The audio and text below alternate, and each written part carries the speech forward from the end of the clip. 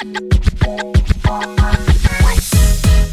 Brief History of Time is a best-selling popular science book by the renowned physicist Stephen Hawking.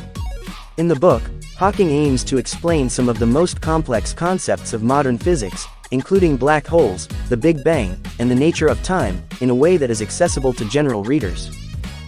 The book begins by introducing readers to the history of physics, from the ancient Greeks to modern times. Hawking then delves into the laws of physics, including relativity and quantum mechanics, and explains how they apply to our understanding of the universe.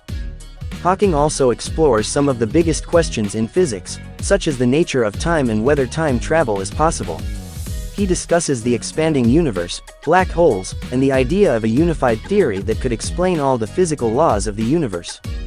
Throughout the book, Hawking uses analogies and simple explanations to help readers understand these complex concepts.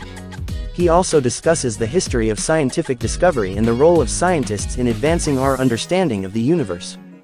Overall, A Brief History of Time is a fascinating and accessible exploration of some of the most profound questions in modern physics. It remains one of the most popular science books of all time and has helped to inspire a new generation of scientists and science enthusiasts. Chapter 1. Our Picture of the Universe. Hawking begins by discussing the evolution of humanity's understanding of the universe, from the ancient Greeks to modern times.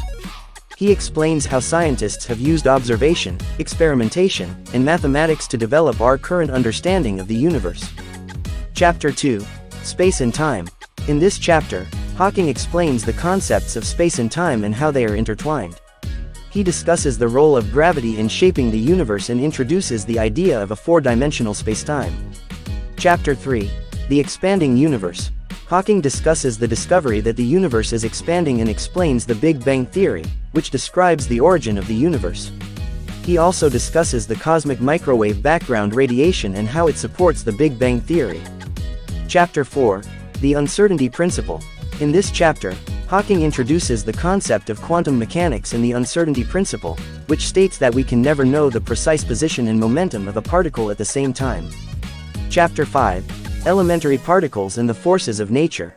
Hawking discusses the different types of elementary particles and the four fundamental forces of nature: gravity, electromagnetism, the strong force, and the weak force. Chapter 6. Black Holes. Hawking explains what black holes are and how they form, as well as their properties and effects on the universe. He also discusses the idea of event horizons, which define the point of no return for anything entering a black hole. Chapter 7. Black Holes Ain't So Black. In this chapter, Hawking discusses how black holes are not actually completely black but emit a form of radiation called Hawking radiation.